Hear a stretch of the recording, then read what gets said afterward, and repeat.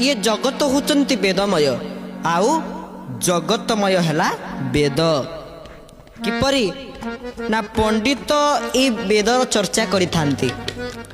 आमे मध्य जेतेबेले एक आजिर अध्याय को शुभारंभ कलु जो तू ये अध्याय टी बोलीटिया वेदर बोली तू एक वेद पाठ करी आरंभ कलु ए वेद निश्रुत किपरि हेचंती नमस्ते जगताधार शंख चक्र गदाधर जन्नाभि पंकजा देवा जात हं विश्व सृष्टि कृत ए वेद किपरि सृष्टि हेचंती ना ब्रह्मांकर मुख निश्रुत वाणी चतुर्मुखरे ब्रह्मा निजे कौन करे ना चारि प्रकार वेद को सृष्टि कले आउ के कहती मध्य आमर वेदर जो चारि भाग बाबा बाया भी लिखिले कहले आम वेदर चारि भाग कौन ना चक्षु प्रथम द्वितीय हला मुख तृतीय हला नासा चतुर्थ हला कर्ण आम शरीर यही चारोटी अंग को मध्य चारि प्रकार वेद नाम नामायित करा जाई थांती से बाबा भाई लिखिले चक्षु मुख नासा श्रवण ए चारि भागटी चारि भागटी को वेद काले होइला चारि वेदरु सृष्टि स्वामी अंतर्जामी हे प्रभु आनंद कंद दुख हारी जगतपति हे जय सच्चिदानंद बोले भक्त वत्सल भगवान के गोटे वेदर चारि वेदर सृष्टि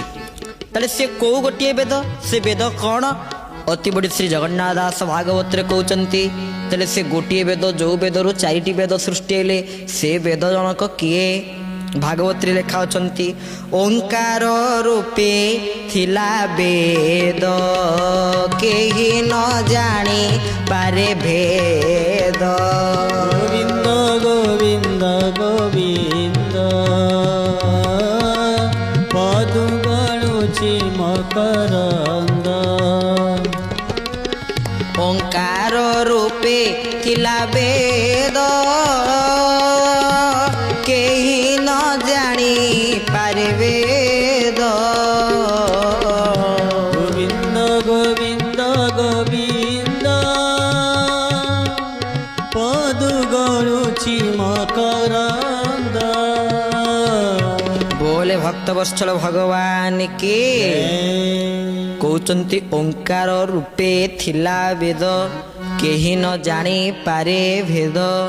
ओ ओंकार रूप रे वेद थिले वेदर भेद को केही भी जानी पारि नथिले तो ओम गुप्त भाव रे गोटे वेद ए ओम रु चारि वेद बाहरिले बोली कहउचंती